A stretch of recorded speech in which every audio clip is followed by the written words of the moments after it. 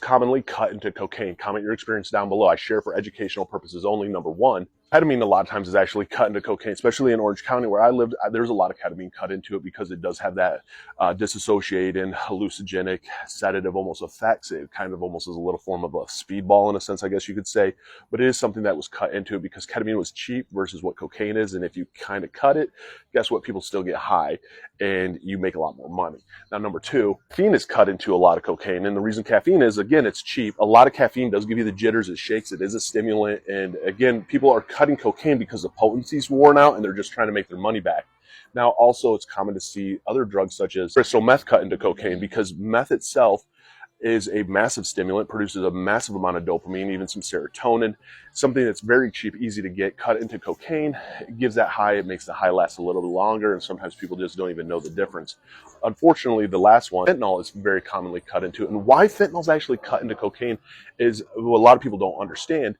Fentanyl is so addictive. Now, cocaine itself is very addictive, but cocaine is one of the most expensive drugs there is out there. So if you cut cocaine with something that's highly addictive, massively quick, and just hits hard and fast, guess what? You get all that money for a lot less. And that is why it is also cut into fentanyl. It's also cut into with fentanyl too, is because it is a form of speedballing, which is taking like an opiate along with a stimulant, one that's suppressing central nervous system, one that's jacking you up to try and get the effects of both. It does give you a massive high.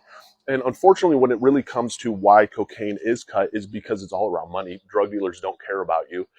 They care about how much money they make. And a lot of times all cocaine, unfortunately, in the US is pretty much cut. You just don't know what it's cut with.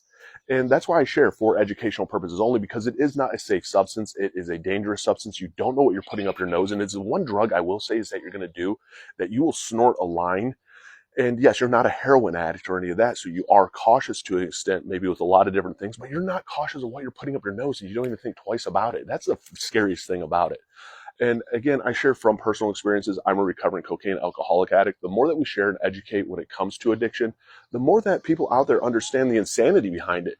When it comes to getting sober, there's no right or wrong way of getting sober, whether it's going to inpatient treatment or outpatient treatment. Download Sunflower Sober. It's tagged down below. Link is in the bio. Start tracking your days of sobriety. Start understanding and learning where your urges and cravings come from. Talk to Sam. You got 24-hour sponsor support. Go to an NA meeting. Go to an AA meeting. Therapist, therapy, medication, man. Just find what works for you. Maybe it's all that and then some, but don't give up. You got this one day at a time.